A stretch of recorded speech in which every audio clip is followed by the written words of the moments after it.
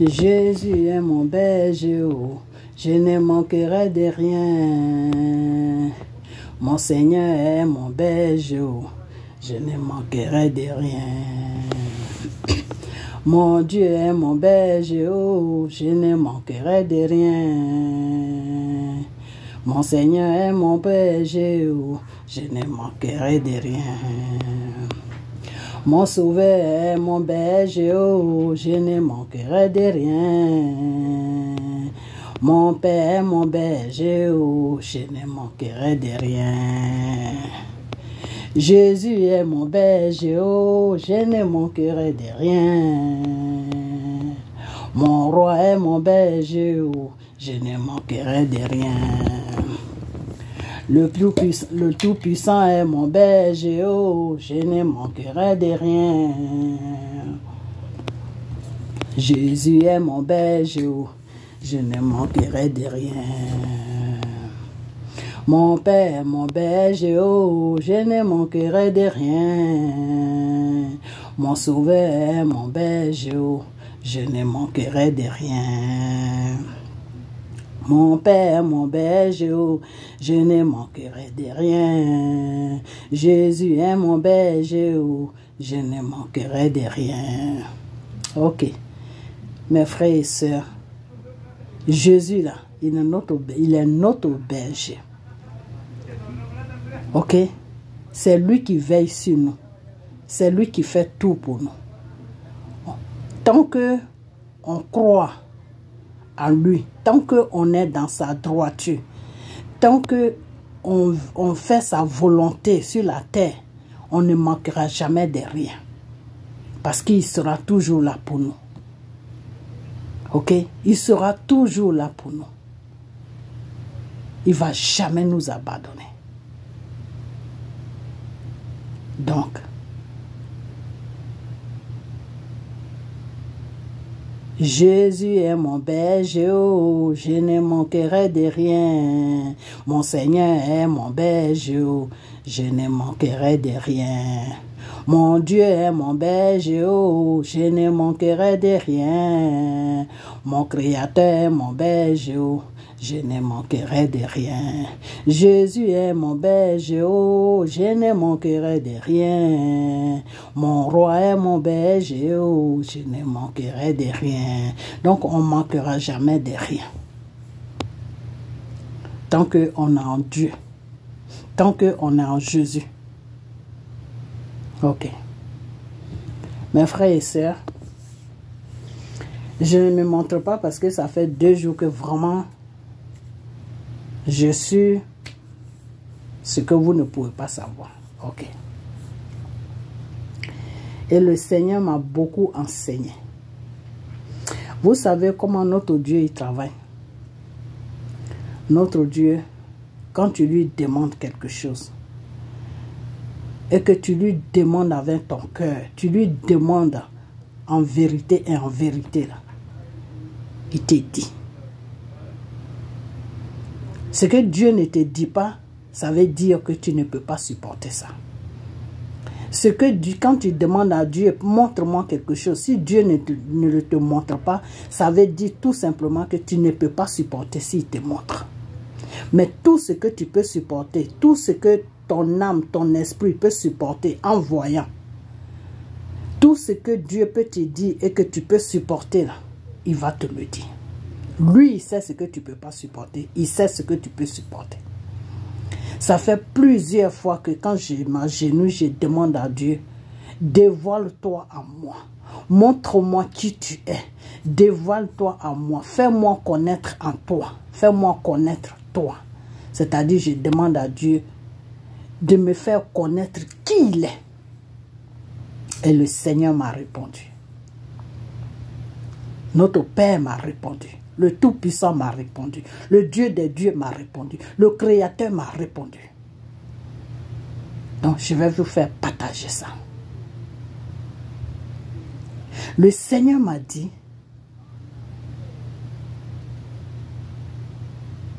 que le commencement, il n'y avait pas de forme sur le commencement. Il n'y avait que le noir, c'est-à-dire les ténèbres qui était là seulement. Et dans ça, il y avait la parole. Il y avait la parole.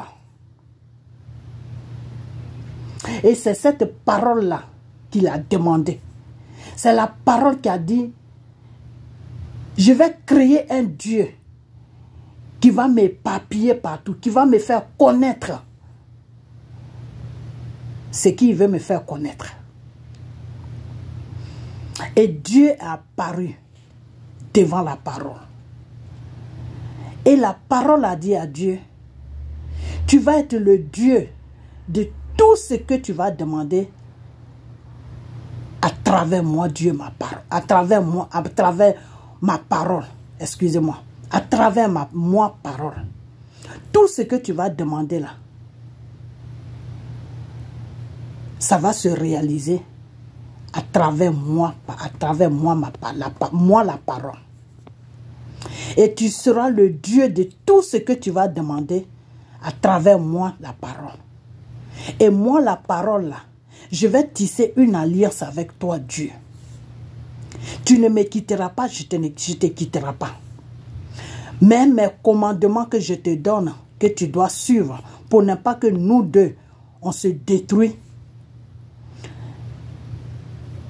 Mes commandements, c'est la vérité. Être saint, saint, saint, saint, saint. Sois saint, sois propre, sans tache. Le péché là, ça doit même pas te frôler même un peu, ça doit même pas t'approcher même. Tout ce qui est péché là doit même pas t'approcher. Tout ce qui est saleté, mensonge, tout ça, ça doit même pas t'approcher. La vérité, elle sera ton nom. La sincérité, quand on dit quelqu'un est saint, c'est-à-dire c'est quelqu'un qui n'a même pas de défaut. Ça doit même pas t'approcher. Si tu respectes ces deux commandements, tu seras le Dieu de tout ce que tu vas créer à travers moi la parole. Le Seigneur a dit, je suis d'accord. Et la parole disait à Dieu, demande, prononce tout ce que tu veux et ça va se créer. Et le Seigneur a demandé, je veux la lumière. Et la lumière a apparu. Donc ils n'étaient plus dans le noir. Et la parole a dit, moi parole, toi Dieu, toi la lumière, on est trois en alliance. On est trois en alliance, ça fait deuxième alliance. C'est pour ça dans la parole de Dieu, il y a deuxième alliance. On est trois, ça fait deuxième alliance. La première alliance, c'est moi, ma parole et toi, Dieu. La troisième alliance, c'est moi, la parole, toi, Dieu et la lumière. On est trois en alliance.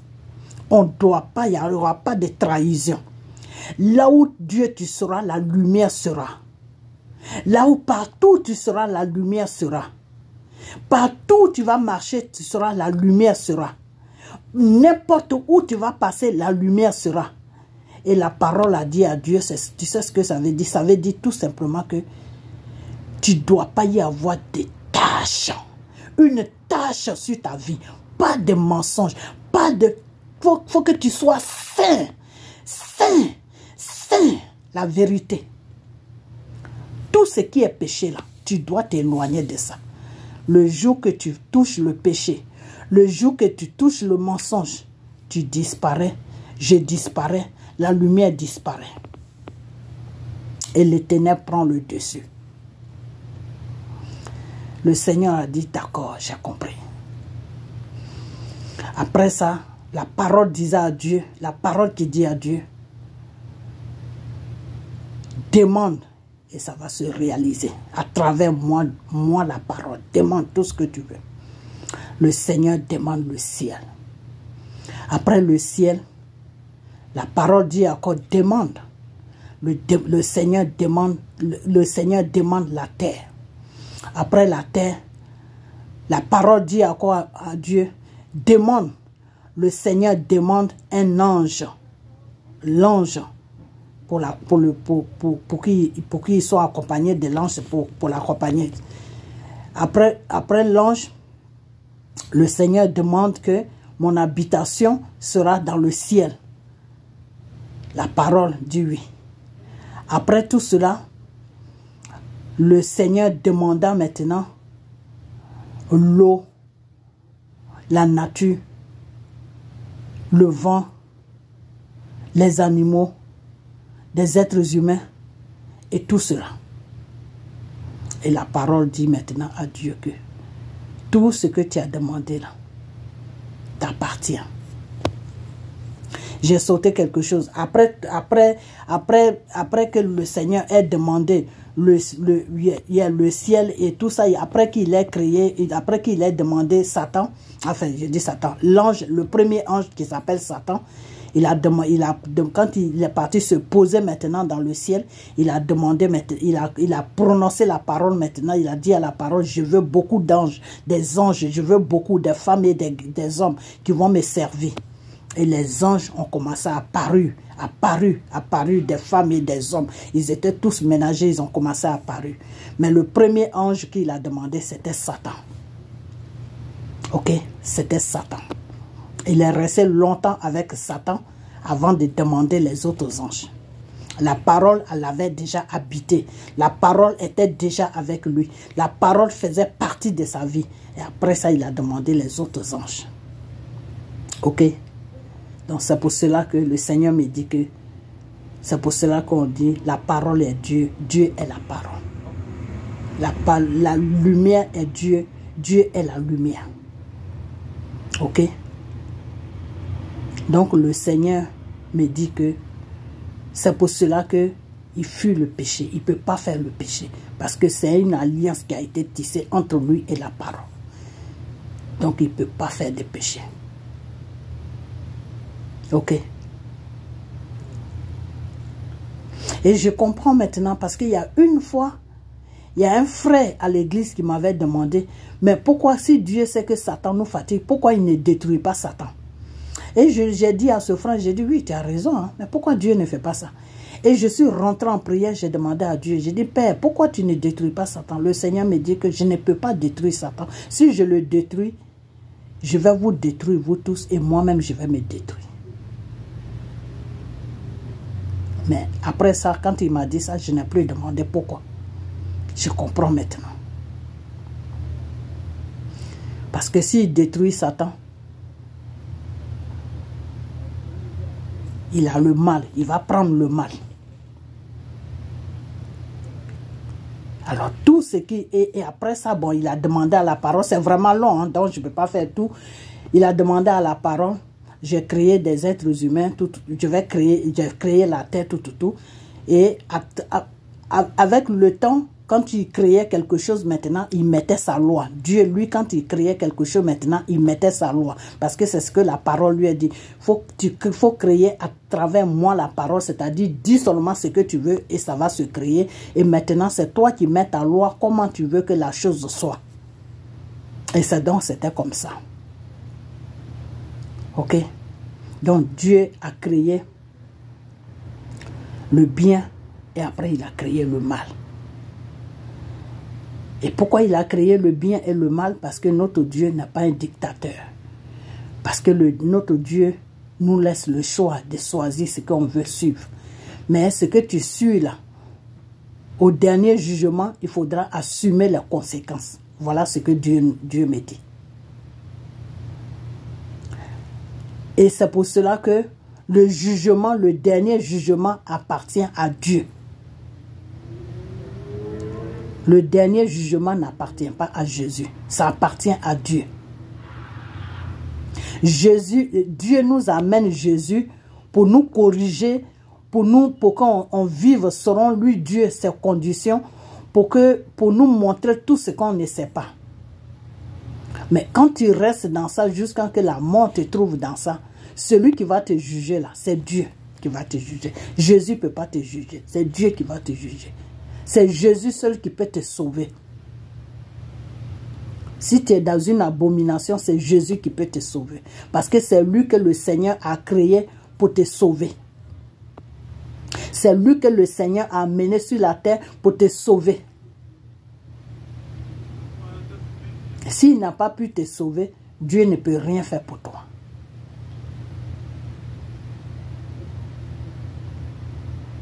Donc c'est Jésus qui est notre intermédiaire entre Dieu et nous. Donc après ça, quand tout ça, la parole, le Seigneur a créé tout ça avec la parole, le Seigneur a dit à l'homme, le Seigneur a créé l'homme à travers la terre, qui est Adam, et il a soufflé dans ses narines, et le souffle de vie que le Seigneur il a là, c'est ce qu'il a donné à Adam. Donc notre souffle de vie, notre souffle, la respiration qui fait qu'on vit là, c'est Dieu qui nous a donné ça. Et c'est lui seul qui a le droit de reprendre ça. Satan te reprend ça quand tu renies Dieu. Satan te reprend ça quand tu n'appartiens plus à Dieu. C'est là où Satan il a le droit sur toi.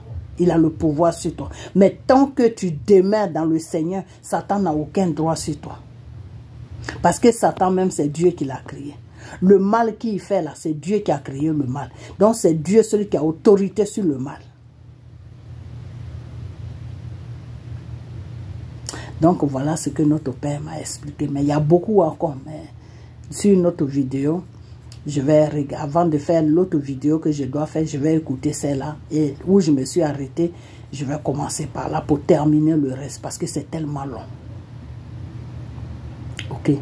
Et c'est pour cela que quand Adam a amené le péché dans le royaume de Dieu, Dieu s'est séparé de lui. Parce que si Dieu restait avec lui, il allait se détruire lui-même. Parce que c'est l'alliance qu'il a tissée avec la parole. Il ne doit pas avoir de taches. Il doit être tout blanc. Il ne doit même pas avoir de taches. Donc Dieu a dit à la parole que pour que mes êtres humains voient ma colère, c'est quoi? Quand le ciel noircit là, ça veut dire que Dieu est en colère. Ça c'est la colère de Dieu. Quand il y a trop de péchés sur la terre là, il y a une pluie qui va tomber. Vous-même, vous allez dire, mais ça c'est quelle pluie, ça tire dans la maison, même c'est comme si le toit de la maison allait tomber sur toi. Dieu est en train de nettoyer. La pluie la nettoie toute l'abomination qui est sur la terre. Quand la terre est sale, c'est Dieu qui nettoie ça avec la pluie. Donc Dieu a demandé à la parole qu'il veut la pluie. Pour que quand la terre est sale des péchés, pour que la pluie puisse nettoyer ça. Et c'est pour ça qu'il y a la pluie. Et Dieu a demandé à la parole le jour et la nuit. Et le jour et la nuit apparaissent. C'est pour ça qu'il fait jour et c'est pour ça qu'il fait nuit.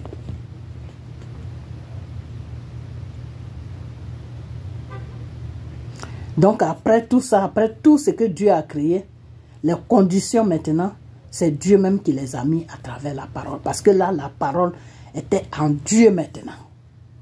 C'est pour cela qu'on dit, allez-y, c'est pour ça que le Seigneur nous dit, allez-y partout et annoncez la bonne nouvelle.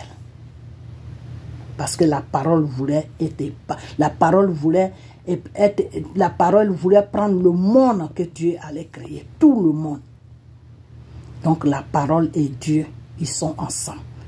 Ils ne doivent pas se séparer. Donc si tu rejettes la parole, tu rejettes Dieu. Si tu rejettes la lumière, tu rejettes Dieu. Donc celui qui est dans la lumière, c'est celui-là qui est pour Dieu.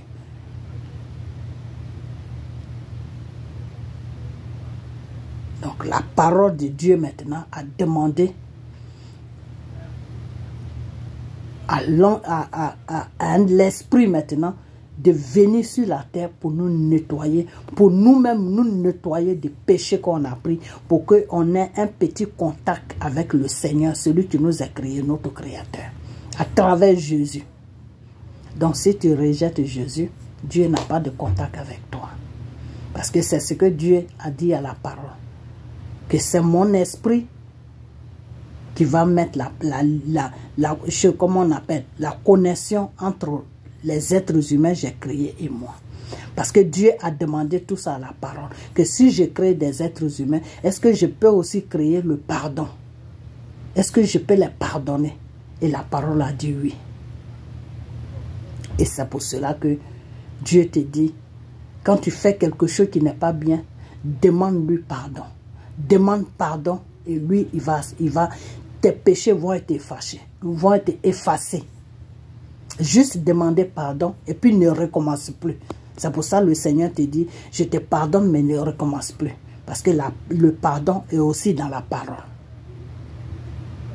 Il a demandé tout ce qu'il pouvait faire à la parole. Et la parole lui a dit, demande seulement, tout est à toi. Tout ce que, et le dernier moment, la parole disait à Dieu que tout ce que tu as demandé là, tu es le Dieu de tout ce que tu as demandé. Tu es le Dieu de tout ce que tu as demandé. Donc le mal même, le mal là, c'est Dieu qui est le Dieu du mal. Ok? Parce que la parole a dit à Dieu que tout ce que tu as demandé, tout ce que tu vas demander, qui va se réaliser là, tout ce que tu vas demander là, tu seras le Dieu de tout ce que tu vas demander. C'est pour ça que le Seigneur dit, je suis le Dieu des temps, je suis le Dieu des temps. Donc le Seigneur là, il est le Dieu, il est même le Dieu du mal. Parce que quand il a créé le monde avec la parole, il a demandé le bien et le mal. Donc il est le Dieu du mal, il est le Dieu du bien. Seulement par le mal, il te laisse le choix de faire ton choix. Il te laisse tout le choix. Il faut toi-même faire ton choix, ce que tu veux suivre. Donc voilà c'est tout ce qu'il m'a dit. C'est pas tout, mais bref, je m'arrête là pour ne pas que la vidéo soit trop long, parce que je vais mettre la parole de Dieu dedans. Ok? Et puis bon, je vais aussi parler à Monsieur Gbagbo. Ok? Je vais faire une vidéo spéciale pour lui, mais je vais lui parler dans cette vidéo et partager cette vidéo. Je sais qu'elle sera très longue parce que je vais mettre la parole de Dieu. Ok? Donc partagez la vidéo et écoutez la vidéo parce que c'est vraiment une bonne vidéo dans le nom de Jésus. Ok? Donc je vais dire à Monsieur Gbagbo que il n'a qu'à se remettre un peu, il n'a qu'à rentrer un peu dans l'ordre, parce que le Seigneur est un peu silencieux à ce qui le concerne. Quand je prie, le Seigneur est silencieux à ce qui le concerne. Ok? Ça veut dire quoi? Ça veut dire tout simplement que il est un peu dans le désordre. Ok? Monsieur Gbagbo est dans le désordre. Donc le Seigneur lui demande de sortir de son désordre. Et Madame Natiana Mbaba, le Seigneur, c'est Gbagbo qui a fait son choix à ce qui te concerne. C'est pas le choix du Seigneur. Ok, le Seigneur m'a dit que de te dire que c'est son fils qui a fait le choix sur toi. Que lui, Dieu là, ce n'est pas son choix. Ok, tu n'es pas son choix. C'est pas lui qui a dit à Gbagbo de te prendre. Ok, il a tout simplement dit à Gbagbo de mettre de l'ordre dans sa vie. Entre toi et Simon, de mettre de l'ordre. Et Gbagbo t'a choisi. Donc ce n'est pas lui, Dieu, qui t'a choisi. Donc c'est que lui, comment on appelle, il a choisi Gbagbo depuis longtemps pour redresser la Côte d'Ivoire, pour enlever tout le mal qui est sur la Côte d'Ivoire, pour délivrer la Côte d'Ivoire. Ok? Donc, tu es avec M. Gbagbo, lui, ce n'est pas son problème. Mais il ne faut pas te mener des histoires de la Côte d'Ivoire. Il ne faut pas te mener de ça. C'est-à-dire les décisions que Gbagbo doit prendre là. Faut pas le influencer pour qu'il prenne des décisions que lui-même il n'a pas envie de prendre. Il n'a qu'à toujours marcher sur les décisions qui viennent de son cœur. Parce que lui, Dieu, il est avec lui. Donc si Gbagbo prend les décisions qui viennent de son cœur là, c'est Dieu qui est en train d'obéir. Parce que c'est les décisions de Dieu. Parce que Dieu va passer. Comme ça que Dieu marche avec lui. C'est-à-dire Dieu lui met quelque chose en cœur et puis il le fait. Donc toi, Madame Natiana, si tu es en train de l'embrouiller, tu lui présentes des choses que lui-même il n'a pas choisi, ça ne sera pas bien pour le pays. Hein. Ça ne sera même pas bien pour le pays. Ça ne sera pas bien que le Seigneur me dit que de te dire, toi Natiana, il faut arrêter ce que tu es en train de faire. Il faut arrêter ce que tu es en train de faire. Que lui, Dieu, il ne te connaît pas dans le problème de la Côte d'Ivoire. Il faut te mettre à l'écart et il faut laisser ton mari gérer toute situation qui se présente devant lui. Il a toutes ses facultés. Il peut choisir ce qui est bien et il peut choisir. Il sait ce qui est bien, il sait ce qui n'est pas bien. Donc, laisse-le faire le choix de ce qui sera bien pour les Ivoiriens. Que lui, Dieu, il veut enlever la Côte d'Ivoire dans ce problème dans lequel où la Côte d'Ivoire est, que ses enfants souffrent. Donc, mets-toi à l'écart, son fils va faire le travail comme lui, Dieu, il veut. Voilà ce que le Seigneur m'a dit de toi, Madame Natiana, de te dire ça. Donc, voilà ce que moi, je te dis. Donc, Monsieur Gbagbo, le Seigneur me dit que Natiana te dirige beaucoup à ce qui concerne les décisions de la Côte d'Ivoire. Elle n'a qu'à arrêter ça. Parce que si elle n'arrête pas ça, lui, Dieu, il va enlever sa main sur toi. Donc, elle n'a qu'à arrêter. Voilà. Que lui, Dieu, il parle à ton cœur. Donc, il faut suivre ce que ton cœur te dit. Voilà ce qu'il m'a dit. Si tu ne suis pas ça, toi-même, tu verras ce qui va se passer. Ce n'est pas lui, Dieu, qui va te dire, mais toi-même, tu vas voir ce qui va se passer. Que ce soit les élections qui vont venir, là, que vous êtes en train de faire là, les élections des mairies, ou ce soit les élections prochaines, toi-même, tu vas voir ce qui va se passer. Voilà ce que le Seigneur m'a dit. Ok? Voilà. Que si tu veux vraiment le bien du peuple ivoirien, il faut écouter ton cœur, il faut prendre les décisions à travers ton cœur. Il ne faut pas prendre les décisions à travers quelqu'un, parce que la seule personne avec qui il t'a mis pour travailler sur la Côte d'Ivoire, il s'appelle Monsieur Bédier. C'est Monsieur Bédier, des fois tu peux l'écouter. À part Monsieur Bédier, là, le Seigneur te dit, il ne faut pas écouter quelqu'un d'autre, il ne faut pas faire ce que quelqu'un d'autre te dit de faire. Parce que la personne peut être manipulée par le mal, par le diable. Donc, il faut arrêter. C'est ce que le Seigneur m'a dit de te dire. Donc, voilà ce que je te dis. Donc, tout ce que tu fais, vraiment, Monsieur Gbagbo, écoute la voix de Dieu et prends les décisions toi-même pour que la Côte d'Ivoire, pour que les Ivoiriens puissent vivre dans la paix. C'est tout ce que je vais à te dire. Donc, je vais m'arrêter là, ok? Et puis, la prochaine fois, je vais faire une vidéo où tout le monde va me voir. Et puis, je vais répéter les mêmes choses, ok? Et puis, si la vidéo arrive à lui, c'est bon. Si ça n'arrive pas à lui aussi, je ne sais plus quoi faire. Donc, on va écouter un peu M. Job, la parole de Dieu, ok?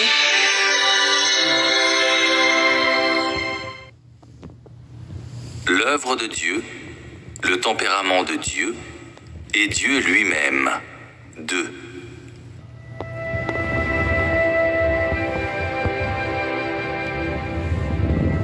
Au sujet de Job. Ayant appris comment Job a traversé les épreuves, la plupart d'entre vous voudront probablement connaître plus de détails au sujet de Job lui-même, particulièrement en ce qui concerne le secret par lequel il a gagné les éloges de Dieu. Alors aujourd'hui, parlons de Job. Dans la vie quotidienne de Job, nous voyons son intégrité, sa droiture, sa crainte de Dieu et son éloignement du mal. Si nous devons discuter de Job, alors nous devons commencer par son évaluation prononcée par la propre bouche de Dieu. Il n'y a personne comme lui sur la terre. C'est un homme intègre et droit, craignant Dieu et se détournant du mal. Voyons d'abord l'intégrité et la droiture de Job. Quelle est votre compréhension des mots intègre et droit? Croyez-vous que Job ait été sans reproche et honorable? Cela, bien sûr, serait une interprétation et une compréhension littérale de intègre et droit. La vie réelle est essentielle à une véritable compréhension de Job. Les mots, les livres et la théorie seuls ne donneront aucune réponse. Nous commencerons par regarder la vie de Job à la maison, à ce que ressemblait sa conduite normale au cours de sa vie. Cela nous renseignera sur ses principes et sur ses objectifs dans la vie, ainsi que de sa personnalité et de sa quête. Maintenant, lisons les dernières paroles de Job, chapitre 1, verset 3. Cet homme était le plus considérable de tous les fils de l'Orient. Ce que ces paroles disent, c'est que le statut et la réputation de Job étaient très élevés. Et bien que l'on ne nous dise pas s'il était le plus grand de tous les hommes de l'Orient, à cause de ses richesses ou non, ou parce qu'il était intègre et droit et craignait Dieu et s'éloignait du mal, dans l'ensemble, nous savons que le statut et la réputation de Job étaient très prisés. Comme il est écrit dans la Bible, les premières impressions des gens sur Job étaient que Job était intègre, qu'il craignait Dieu et s'éloignait du mal, et qu'il possédait une grande richesse et un statut vénérable. Pour une personne normale, vivant dans un tel environnement et dans de telles conditions, l'alimentation de Job, sa qualité de vie et les divers aspects de sa vie personnelle seraient au centre de l'attention de la plupart des gens. Donc, nous devons continuer à lire les Écritures. Ses fils allaient les uns chez les autres et donnaient tour à tour un festin. Et ils invitaient leurs 3 sœurs à manger et à boire avec eux. Et quand les jours de festin étaient passés, Job appelait et sanctifiait ses fils. Puis il se levait de bon matin et offrait pour chacun d'eux un holocauste. Car Job disait : « Peut-être mes fils ont-ils péché et ont-ils offensé Dieu dans leur cœur ?» C'est ainsi que Job avait coutume d'agir. Job, chapitre 1, versets 4-5. Ce passage nous dit 2 choses. La première est que les fils et les filles de Job donnaient régulièrement un festin, mangeant et buvant.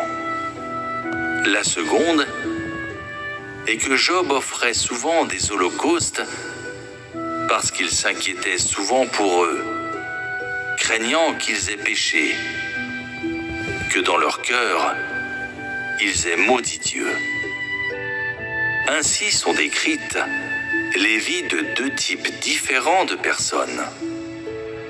Le premier est les fils et les filles de Job qui donnaient souvent un festin à cause de leur richesse,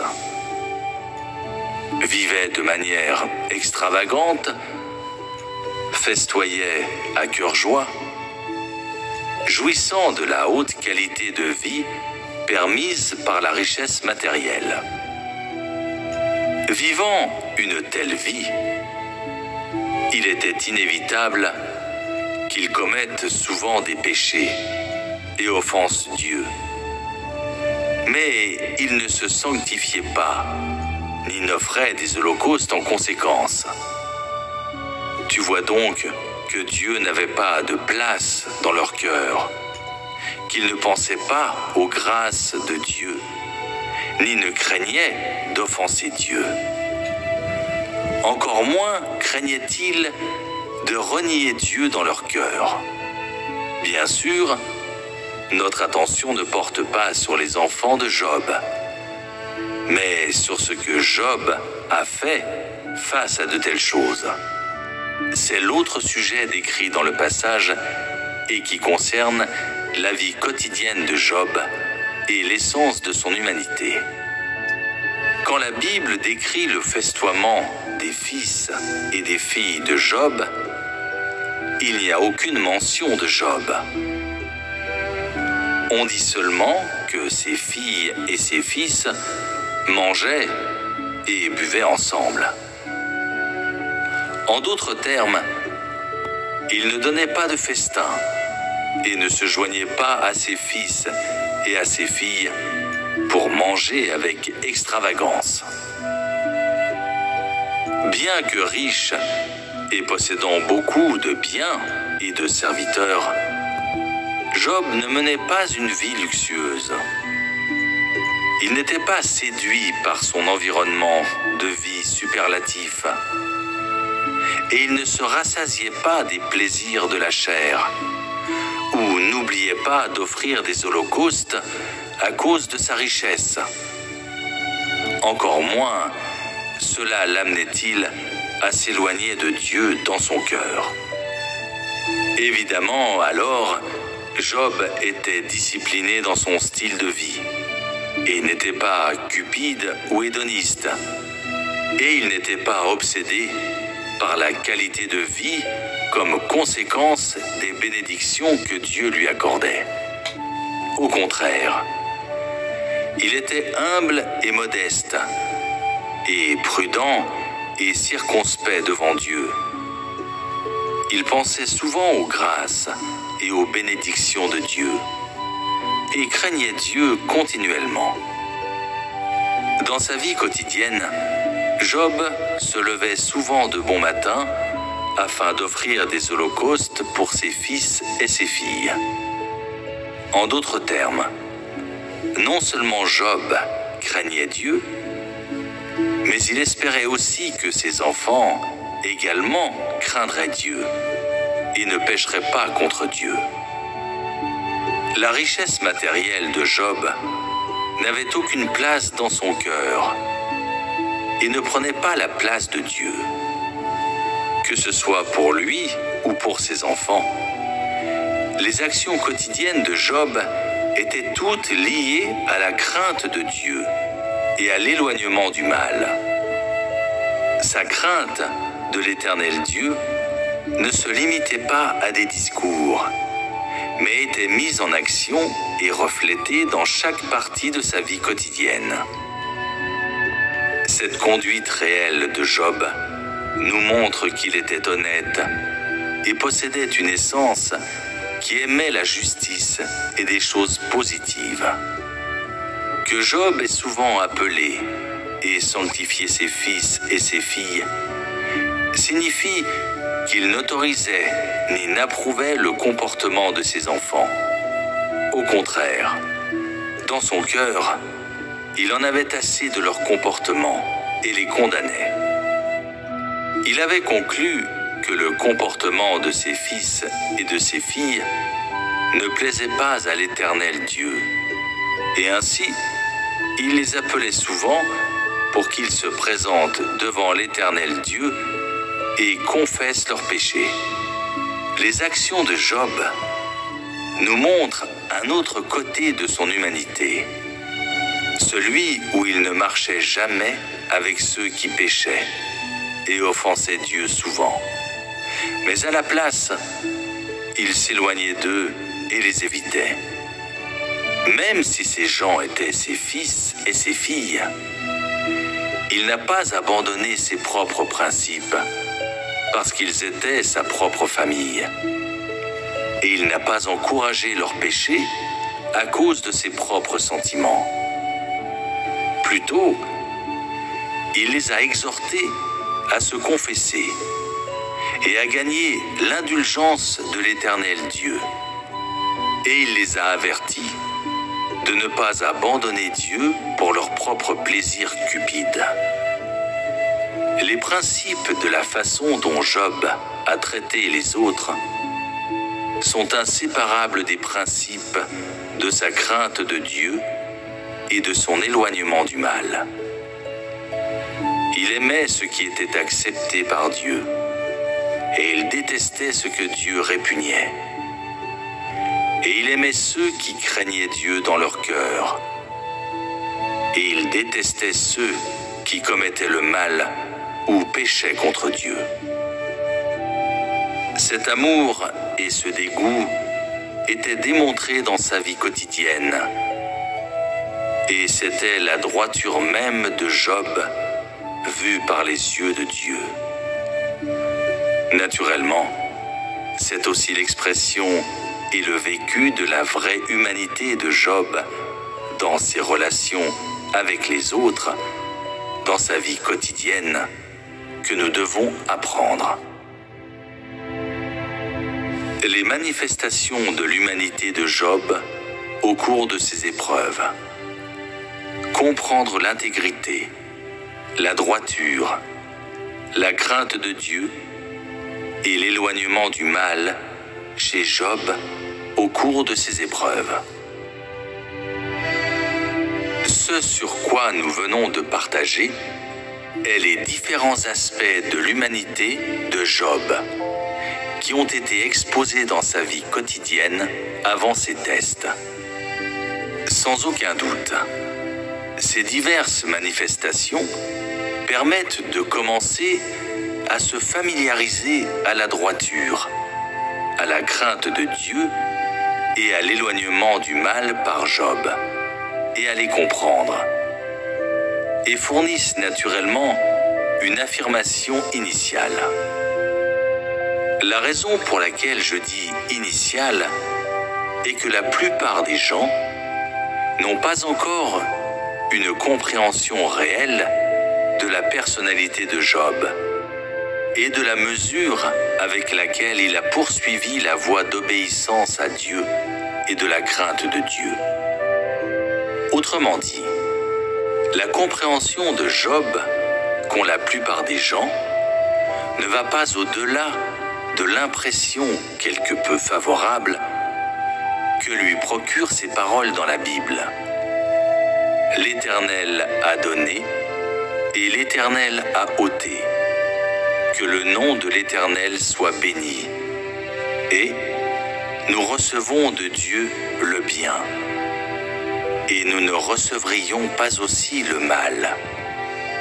Ainsi, nous avons grand besoin de comprendre comment Job a vécu son humanité en subissant les épreuves de Dieu.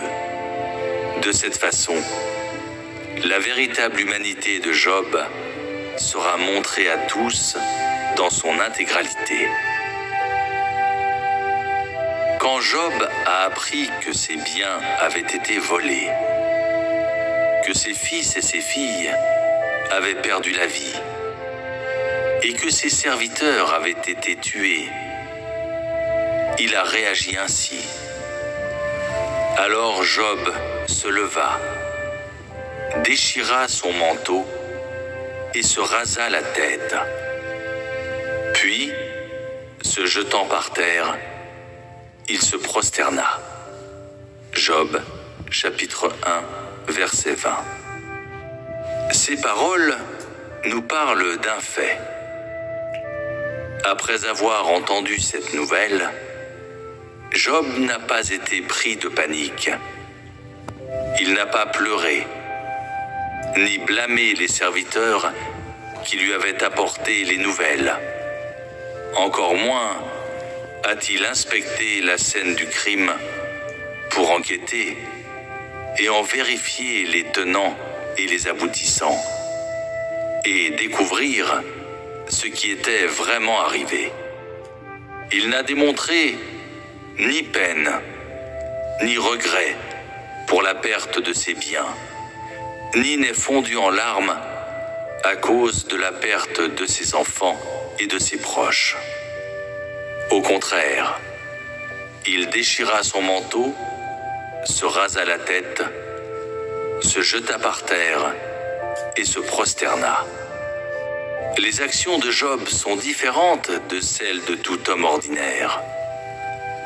Elles confondent beaucoup de gens et les provoquent à réprimander Job dans leur cœur pour son sang-froid. À la perte soudaine de leurs biens, les gens normaux sembleraient avoir le cœur brisé ou être désespérés, ou dans le cas de certaines personnes, pourraient même tomber dans une profonde dépression. C'est parce que les biens des gens représentent une vie d'effort dans leur cœur.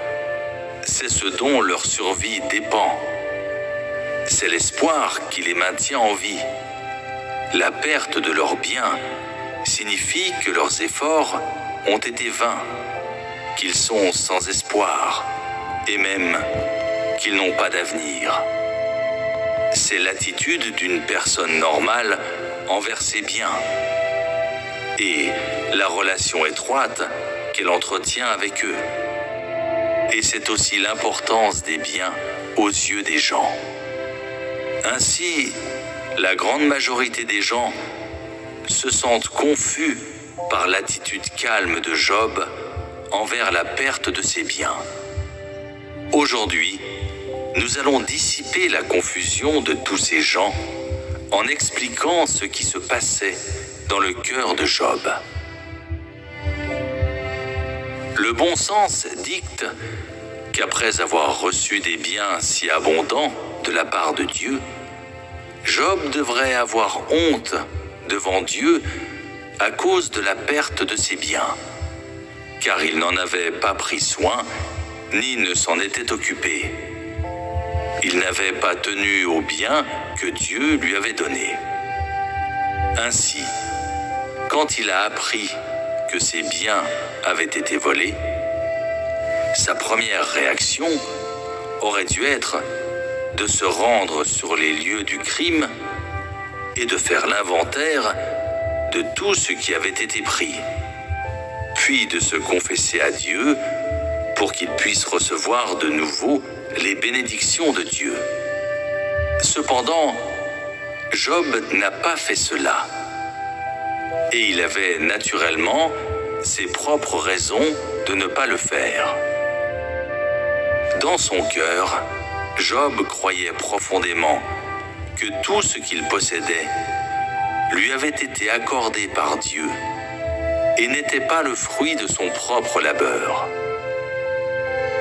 Ainsi, il n'a pas cherché à capitaliser ses bénédictions, mais à adopter comme ses principes de vie sa défense bec et ongle de la voie qu'il devait suivre. Il chérissait les bénédictions de Dieu et il rendait grâce pour elles, mais il n'était pas captivé par elles et il ne cherchait pas davantage de bénédictions. Telle était son attitude envers les biens. Il n'a rien fait non plus pour obtenir des bénédictions, ni ne s'est préoccupé du manque ou de la perte des bénédictions de Dieu, ni n'en a été peiné. Il ne devint ni follement heureux, ni délirant à cause des bénédictions de Dieu, n'a pas ignoré la voix de Dieu ou oublié la grâce de Dieu à cause des bénédictions dont il jouissait fréquemment. L'attitude de Job envers ses biens révèle aux gens sa véritable humanité. Premièrement, Job n'était pas un homme avare et n'était pas exigeant au sujet de sa vie matérielle. Deuxièmement, Job ne s'est jamais inquiété de ce que Dieu lui enlève tout ce qu'il avait, ni ne l'a craint, ce qui était son attitude d'obéissance envers Dieu dans son cœur. C'est-à-dire, il n'avait aucune exigence ou réclamation au sujet du moment où Dieu le dépouillerait, ni au sujet de la possibilité que Dieu le fasse, et n'en a pas demandé la raison, mais a seulement cherché à obéir aux arrangements de Dieu. Troisièmement, il n'a jamais cru que ses biens provenaient de ses propres labeurs, mais qui lui étaient conférés par Dieu. C'était la foi de Job en Dieu, et c'est une indication de sa conviction. L'humanité de Job et sa véritable quête quotidienne sont-elles clarifiées dans ce résumé en 3 points. L'humanité et la quête de Job faisaient partie intégrante de sa conduite calme quand il a fait face à la perte de ses biens. C'était précisément à cause de sa quête quotidienne que Job avait la stature et la conviction qu'il fallait pour dire « L'Éternel a donné et l'Éternel a ôté. Que le nom de l'Éternel soit béni durant les épreuves de Dieu. » Ces paroles ne surgirent pas du jour au lendemain, ni ne venaient juste de passer par la tête de Job. Elles étaient ce qu'il avait vu et acquis au cours de nombreuses années d'expérience de la vie. Comparé à tous ceux qui ne recherchent que les bénédictions de Dieu et qui craignent que Dieu ne les dépouille, qui le détestent et s'en plaignent, l'obéissance de Job n'est-elle pas très réelle? Comparé à tous ceux qui croient qu'il y a un Dieu, mais qui n'ont jamais cru que Dieu gouverne toutes choses, Job ne possède-t-il pas une grande honnêteté et une grande droiture?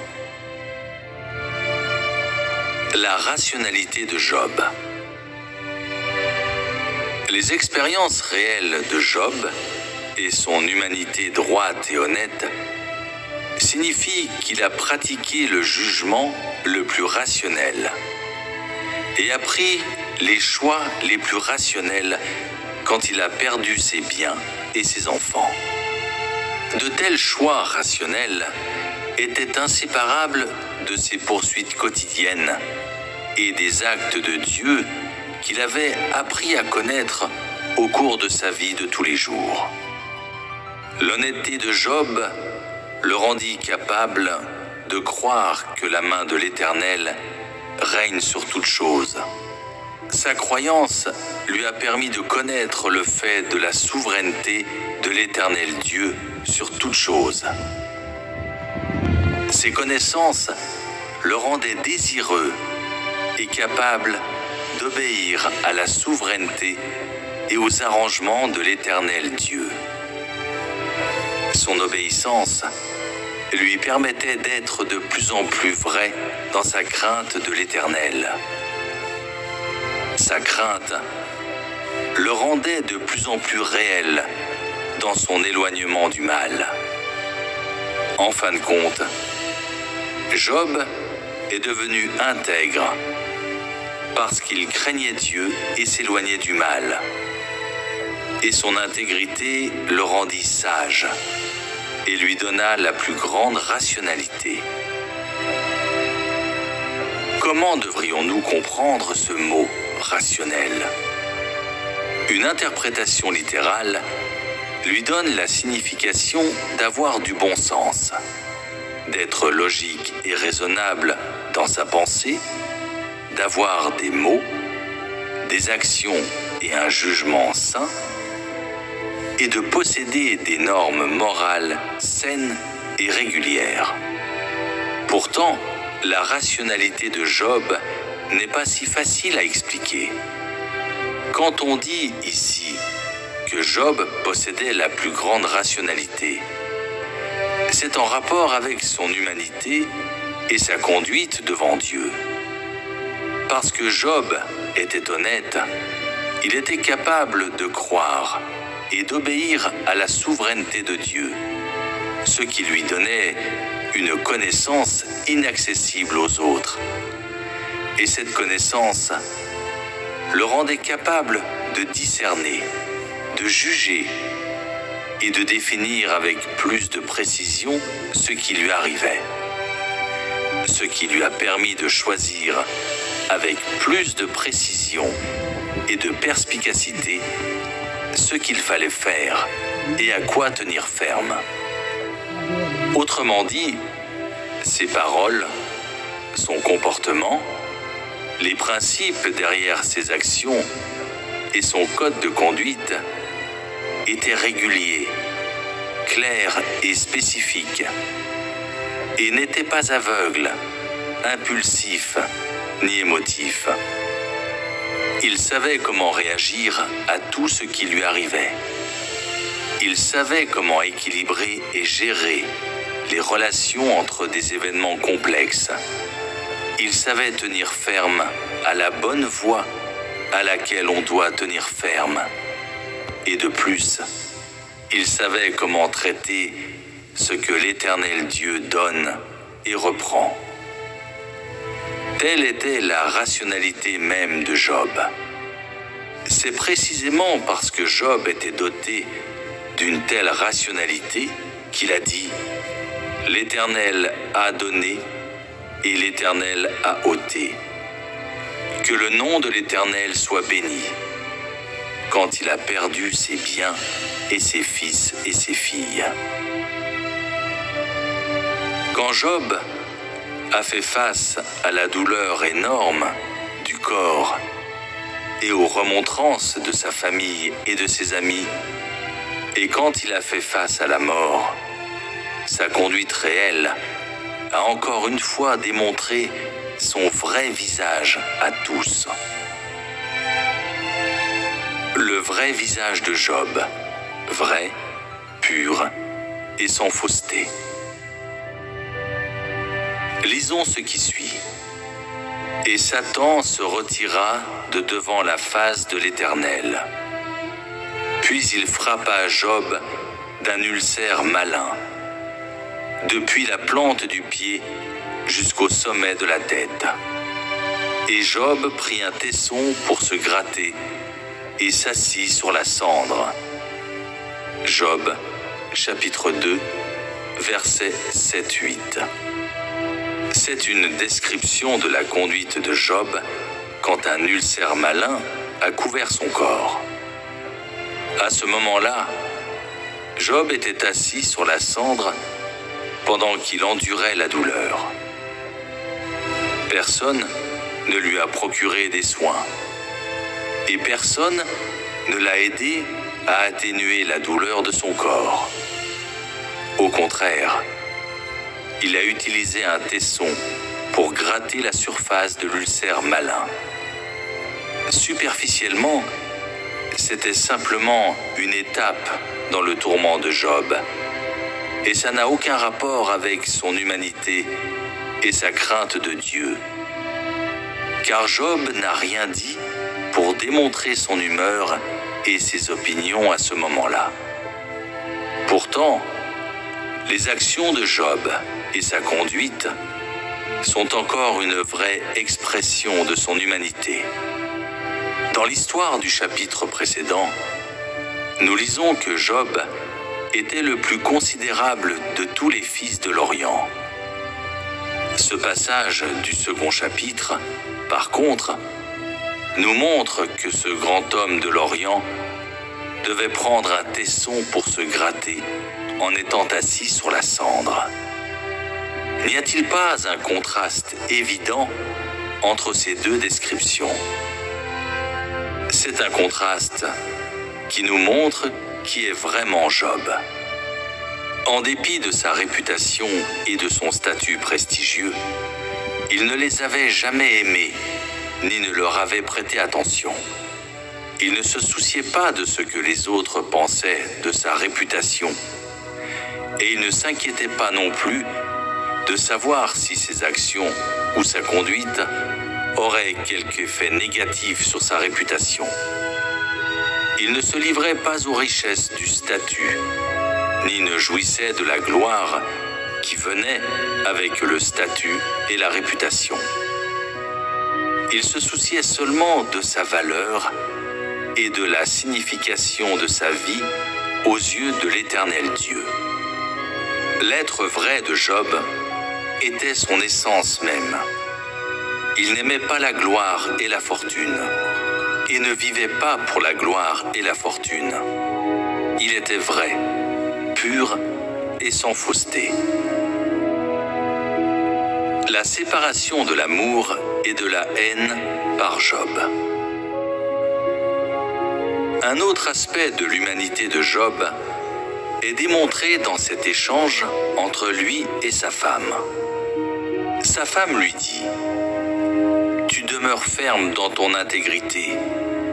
Maudis Dieu et meurs. » Mais Job lui répondit « Tu parles comme une femme insensée. Quoi? Nous recevons de Dieu le bien. et nous ne recevrions pas aussi le mal. Job, chapitre 2, versets 9-10.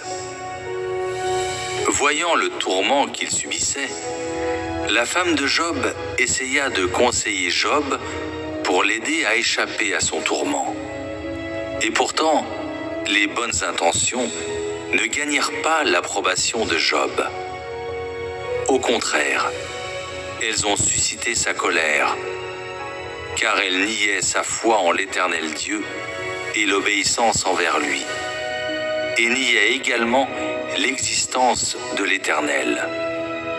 C'était intolérable pour Job, car il ne s'était jamais permis de faire quoi que ce soit qui s'oppose ou fasse du tort à Dieu, pour ne rien dire des autres. Comment pouvait-il rester indifférent quand il voyait les autres dire des mots blasphématoires et abusifs contre Dieu? Ainsi, il appela sa femme une femme insensée. Envers sa femme, Job avait une attitude de colère et de haine, ainsi que de reproches et de réprimandes. C'était l'expression naturelle de l'humanité de Job qui différenciait l'amour et la haine. Et c'était une représentation fidèle de son humanité droite. Job possédait un sens de la justice qui lui faisait haïr les vents et les marées de la méchanceté et détester, condamner et rejeter l'hérésie absurde, les arguments ridicules et les affirmations insensées. Il lui permettait de rester fidèle à ses propres principes et ses propres points de vue qui étaient corrects, alors qu'il avait été rejeté par les masses et abandonné par ceux qui étaient proches de lui. La bienveillance et la sincérité de Job. Dans la conduite de Job, puisque nous pouvons voir l'expression de divers aspects de son humanité, que voyons-nous de l'humanité de Job quand il ouvre la bouche pour maudire le jour de sa naissance? C'est sur ce sujet que nous allons partager maintenant. Plus tôt, j'ai parlé des origines de la malédiction du jour de sa naissance par Job. Que voyez-vous en cela?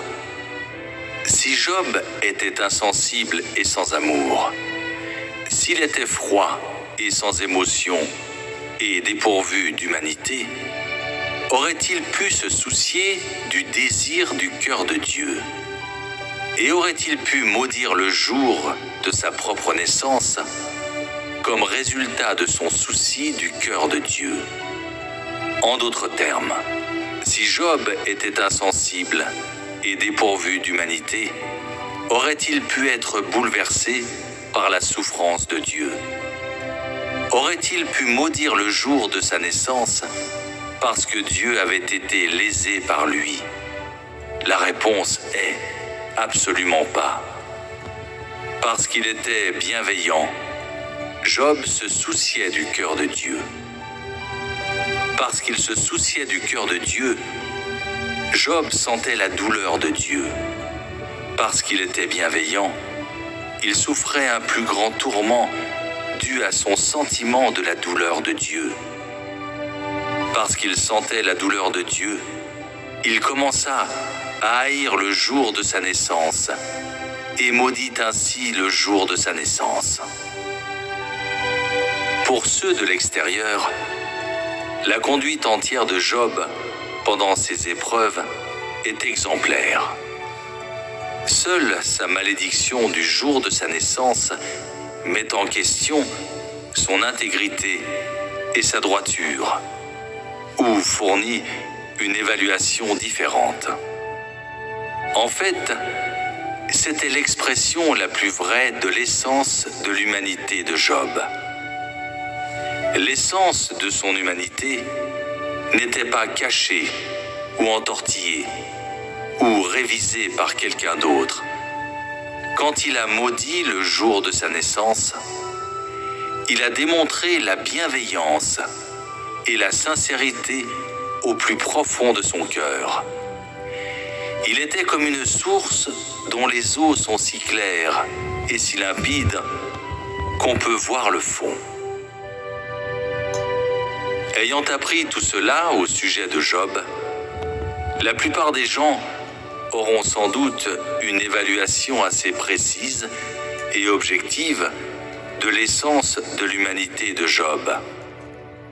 Ils devraient également avoir une compréhension et une appréciation profonde, pratique et plus avancée de l'intégrité et de la droiture de Job dont parle Dieu. Espérons que cette compréhension et cette appréciation aident les gens à s'engager dans la voie de la crainte de Dieu et de l'éloignement du mal. La relation entre la livraison de Job à Satan par Dieu et les buts de l'œuvre de Dieu. Bien que la plupart des gens reconnaissent maintenant que Job était intègre et droit et qu'il craignait Dieu et s'éloignait du mal, cette reconnaissance ne leur donne pas une meilleure compréhension de l'intention de Dieu. En même temps qu'ils envient l'humanité et la quête de Job, ils posent la question suivante au sujet de Dieu. Job était si intègre et si droit. Les gens le vénèrent tellement. Alors pourquoi Dieu l'a-t-il livré à Satan et l'a-t-il soumis à un si grand tourment? De telles questions doivent certainement exister dans le cœur de beaucoup de gens. Ou plutôt, ce doute est la question dans le cœur de beaucoup de gens. Puisqu'elle a confondu tant de gens, nous devons aborder cette question ouvertement et l'expliquer correctement. Tout ce que Dieu fait est nécessaire et possède une signification extraordinaire. Car tout ce qu'il fait dans l'homme concerne sa gestion et le salut de l'humanité. Naturellement, l'œuvre que Dieu a faite en Job n'est pas différente. Même si Job était intègre et droit aux yeux de Dieu. En d'autres termes, indépendamment de ce que Dieu fait ou des moyens par lesquels il le fait, quel que soit le coût ou son objectif, le but de ses actions ne change pas. Son but est de faire pénétrer dans l'homme les paroles de Dieu, les exigences de Dieu et la volonté de Dieu pour l'homme. En d'autres termes, c'est de faire pénétrer dans l'homme tout ce que Dieu croit être positif conformément à ses étapes, permettant à l'homme de comprendre le cœur de Dieu et de saisir l'essence de Dieu, lui permettant d'obéir à la souveraineté et aux arrangements de Dieu, et ainsi permettant à l'homme d'atteindre la crainte de Dieu et l'éloignement du mal. Tout cela est un aspect du dessein de Dieu en tout ce qu'il fait. L'autre aspect est que, parce que Satan est le faire-valoir et l'objet de service dans l'œuvre de Dieu, l'homme est souvent livré à Satan. C'est le moyen que Dieu utilise pour permettre aux gens de voir la méchanceté, la laideur et le mépris de Satan parmi les tentations et les attaques de Satan, amenant ainsi les gens à haïr Satan et à être capables de connaître et de reconnaître ce qui est négatif.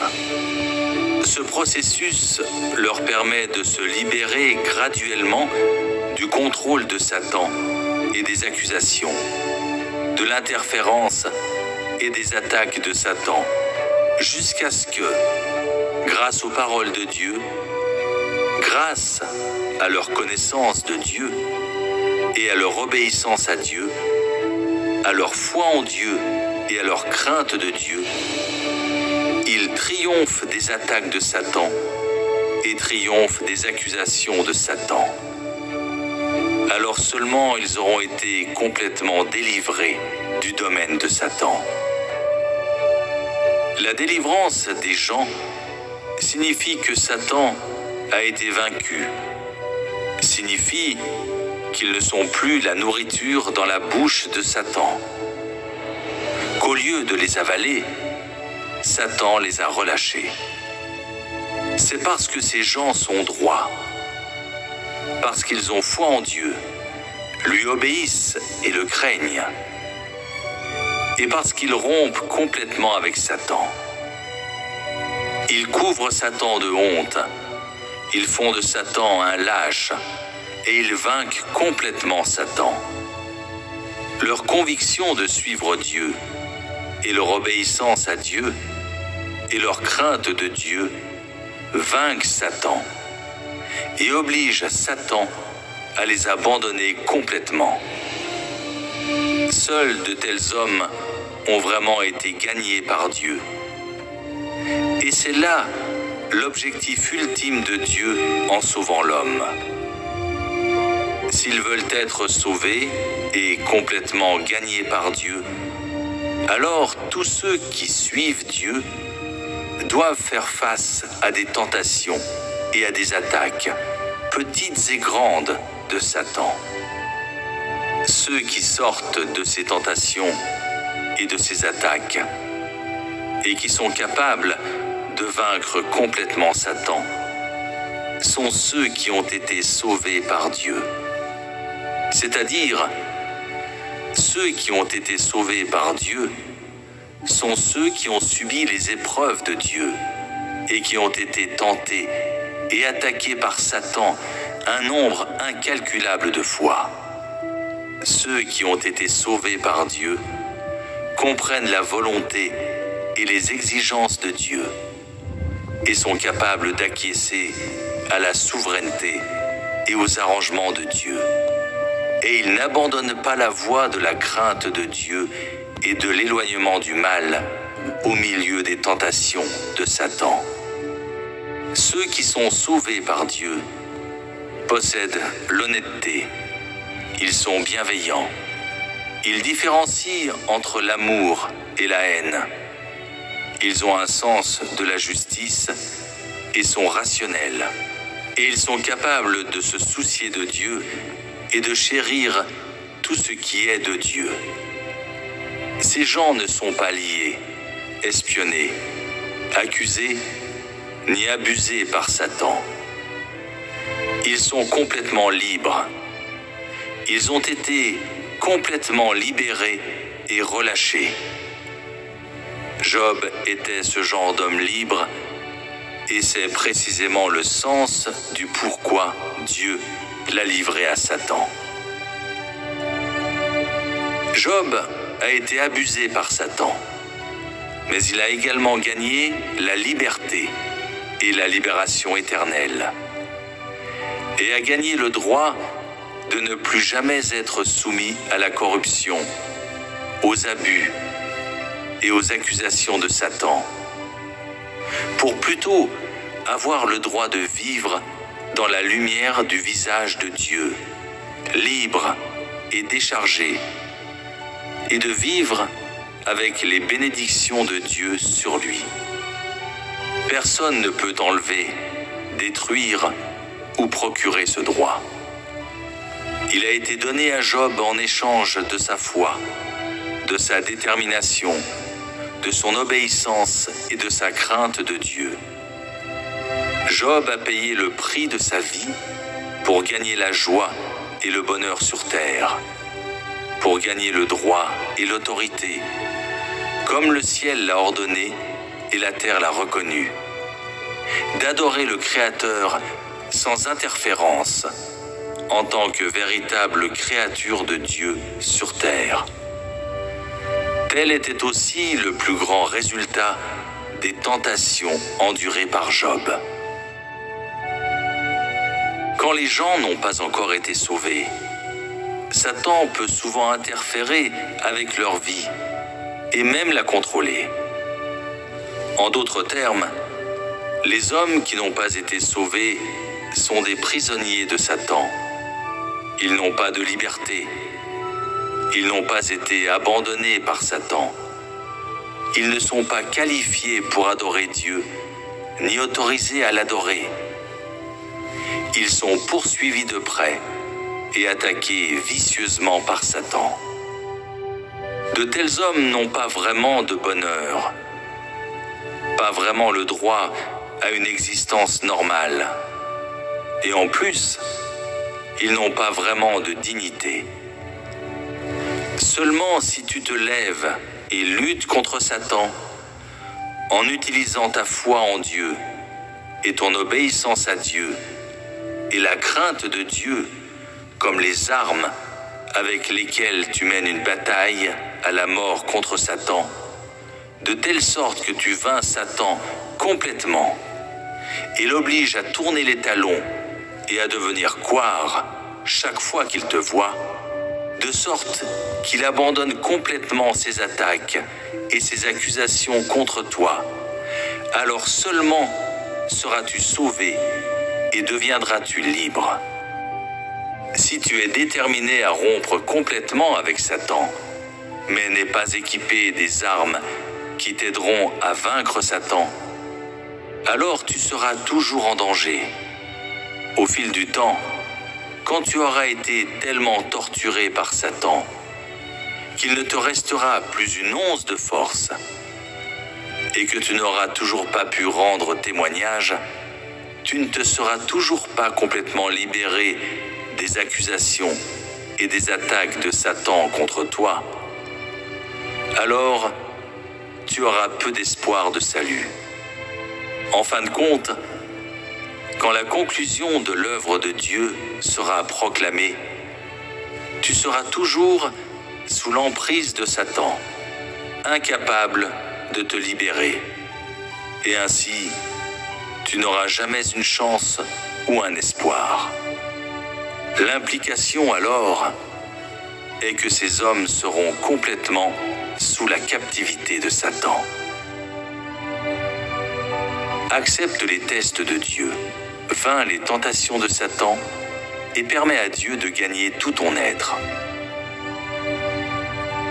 Pendant l'œuvre de son approvisionnement et de son soutien permanent de l'homme, Dieu révèle à l'homme toute sa volonté et toutes ses exigences, et montre ses actes, son tempérament et ce qu'il a et est à l'homme. L'objectif est d'équiper l'homme d'une stature et de permettre à l'homme d'obtenir diverses vérités de Dieu tout en le suivant. Des vérités qui sont les armes données à l'homme par Dieu pour combattre Satan. Ainsi équipé, l'homme doit faire face aux tests de Dieu. Dieu a beaucoup de moyens et de possibilités pour tester l'homme, mais chacun d'entre eux exige la coopération de l'ennemi de Dieu, Satan. C'est-à-dire, ayant donné à l'homme les armes avec lesquelles lutter contre Satan, Dieu livre l'homme à Satan et permet à Satan de tester la stature de l'homme. Si l'homme peut sortir des formations de combat de Satan, s'il peut échapper à l'encerclement de Satan et être toujours vivant, alors l'homme aura passé le test. Mais si l'homme ne quitte pas les formations de combat de Satan et se soumet à Satan, alors il n'aura pas passé le test.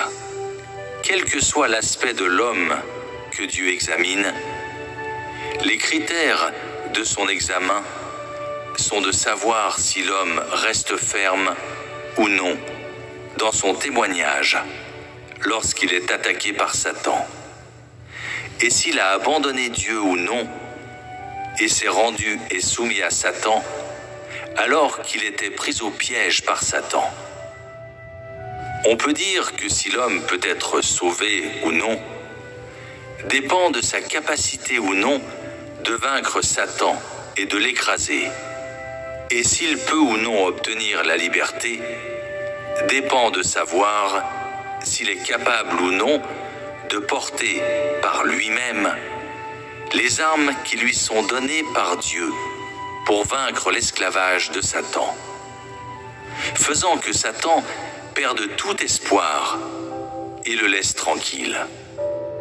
Si Satan perd l'espoir et abandonne quelqu'un, cela signifie que Satan n'essaiera plus jamais d'enlever cette personne à Dieu, n'accusera plus jamais cette personne et n'interférera plus avec elle, ne la torturera plus jamais ou ne l'attaquera plus jamais arbitrairement. Seul quelqu'un de ce genre aura vraiment été gagné par Dieu. C'est tout le processus par lequel Dieu gagne les gens.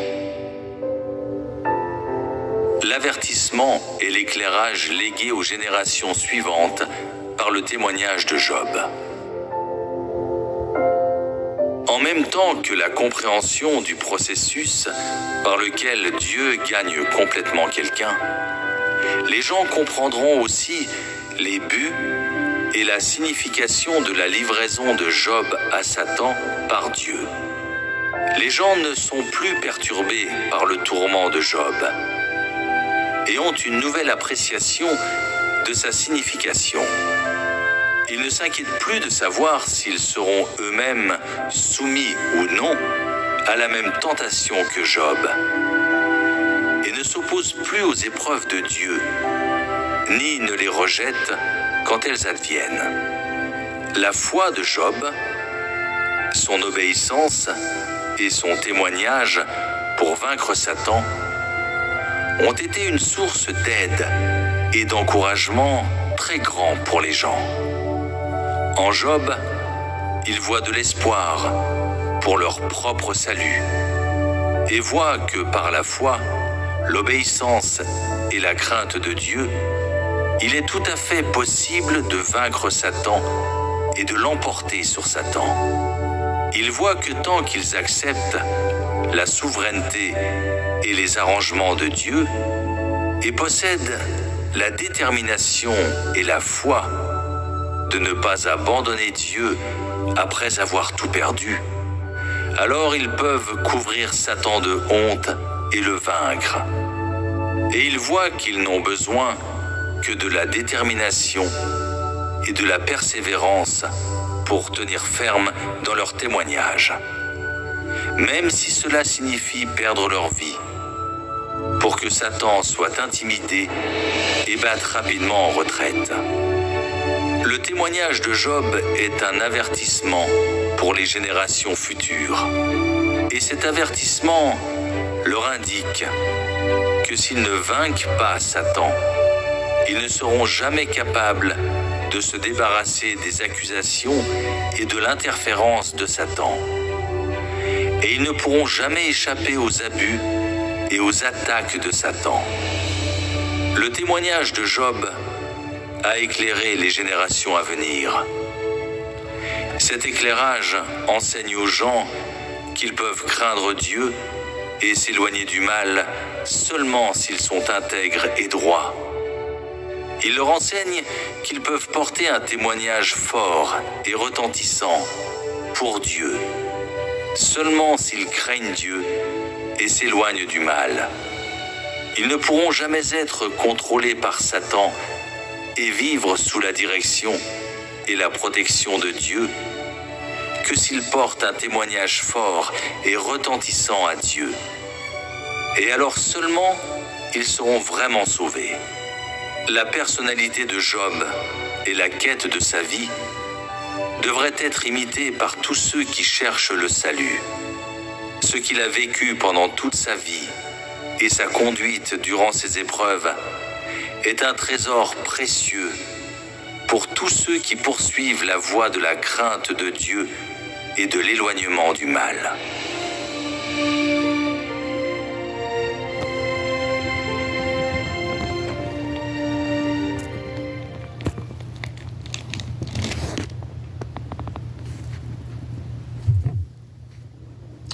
Ok.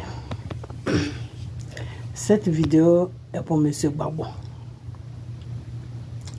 Le Seigneur t'a livré à tes ennemis, qui est Satan. Ils ont fait tout ce qu'ils pouvaient te faire. Le Seigneur veillait sur toi, comme Job, et ils t'ont amené dans une prison. Et le Seigneur t'a ramené au point de départ, parce que tu n'as pas encore fini ton combat. Alors, le combat, le Seigneur t'a donné tous les outils pour que tu puisses finir ton combat. C'est-à-dire la libération de la Côte d'Ivoire. Parce que la Côte d'Ivoire est prise en otage par le mal. La Côte d'Ivoire est sur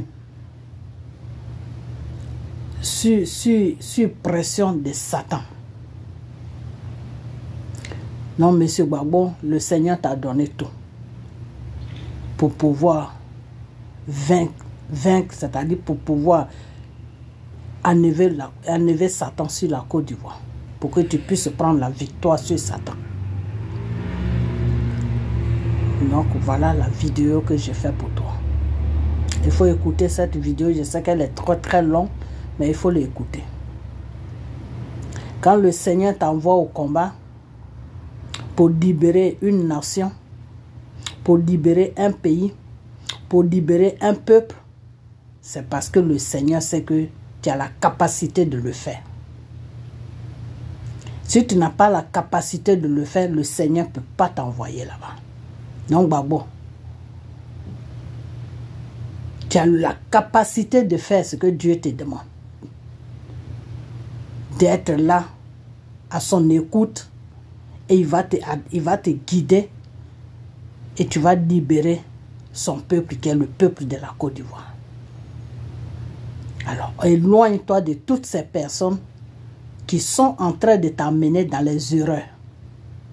Parce que ces personnes-là, Dieu ne les connaît pas dans ce combat. Dieu ne connaît pas ta femme Natiana dans ce combat. Dieu ne connaît pas, comment il s'appelle, comment il s'appelle même celui-là. Ton ancien beau là, comment il s'appelle même, oh, celui-là.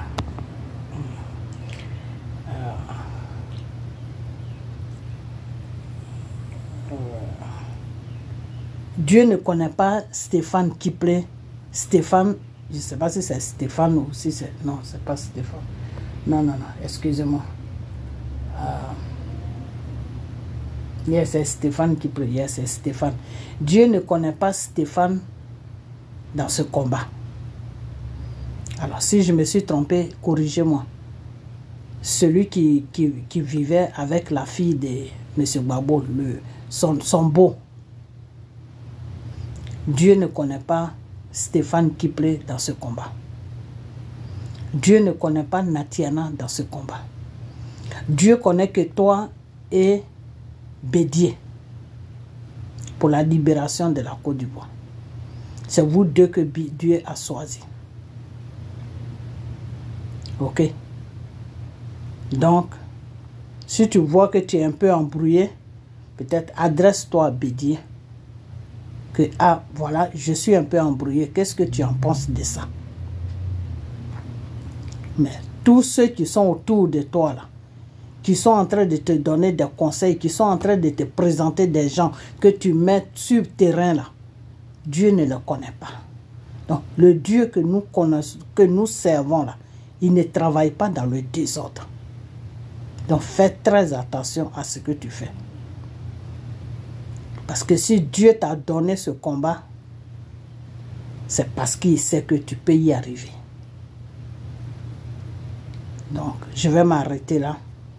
Que cette vidéo, vous la partagez jusqu'à ce qu'elle arrive à M. Gbagbo. Les Ivoiriens n'ont pas de connexion, mais Gbagbo, il a connexion. Il peut regarder ça jusqu'à la fin. Donc, voilà tout ce que j'avais à dire. Que le nom de notre Seigneur soit glorifié. Que le nom de Jésus soit glorifié. Ok? Voilà. Donc, partagez-moi cette vidéo. jusqu'à ce que ça arrive à Gbagbo. On a bientôt. Bye bye.